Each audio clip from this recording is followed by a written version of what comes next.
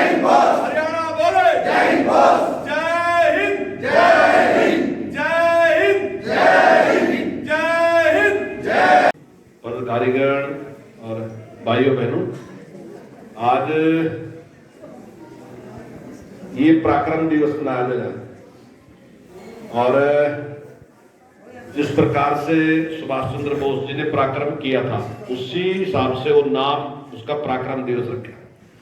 देश की आजादी की घोषणा सबसे पहले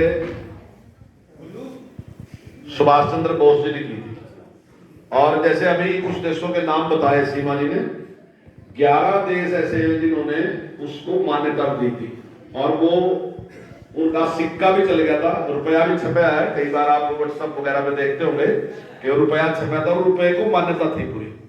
तो इस प्रकार से सबसे पहले आजादी की घोषणा वहां पे की गई। लेकिन कुछ कारण ऐसे रहे कि देश की आजादी के बाद कुछ महापुरुष ऐसे हैं जिनको थोड़ा सा इग्नोर किया गया। देश की जब आजादी की लड़ाई लड़ी जा रही थी तो उसमें 2 वर्ग थे, जैसे आप पढ़ते भी हैं, एक नरम दल था, एक गरम दल था। कुछ ऐसे लोग थे जो संघर्ष के पक्ष में थे, जिनका मानना था कि संघर्ष के बिना आजादी हमें नहीं मिल सकती, और कुछ लोग ऐसे थे जो जैसे महात्मा गांधी जी और उनके अनुयायी थे, उनका था कि भाई अहिंसा से ही हमें आजादी प्राप्त करनी, हम कोई लड़ाई झगड़ा नहीं करेंगे। और उसमें कई बार ऐसी परिस्थितियां भी आई कि मान लो जिसने जैसे सरदार भगत सिंह जी ने जो बम फोड़ा था, उस बम से कोई नुकसान होने वाला था, वो तो पटाखा ही था किसी किस्म का। वो केवल और केवल जागरूक करना था कि हम इतना भी संघर्ष कर सकते हैं। वैसे किसी को मारने के लिए बम था ही नहीं बिल्कुल भी।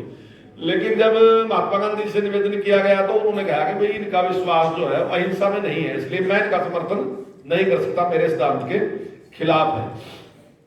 तो इस प्रकार की परिस्थितियां रही और हम किसी भी तरीके से, मेरा मतलब ये नहीं है कहने का कि मैं उनके पक्ष में नहीं हूं, गांधी जी ने भी बहुत देश के लिए काम किया, लेकिन जिन लोगों ने शहादत दी देश के लिए और संघर्ष किया वो भी कम नहीं है, वो भी हमारे महापुरुष हैं, तो उनको भी याद करना चाहिए।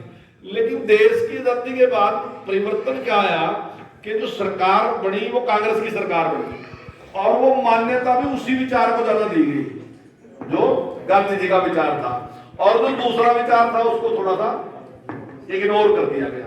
जैसे अभी ये सारी बातें बताई जा रही सुभाष चंद्र बोस जी के बारे में, ऐसे और भी बहुत, यानी कि समुद्री जहाज से वो शौचालय के द्वारा ज्यादा साधन रहेगा, जिस प्रकार से नीचे समुद्र में चला गया और समुद्र में जाने के बाद वो कई किलोमीटर दूर जो थी फ्रांस की सीमा थी और तैर के फ्रांस की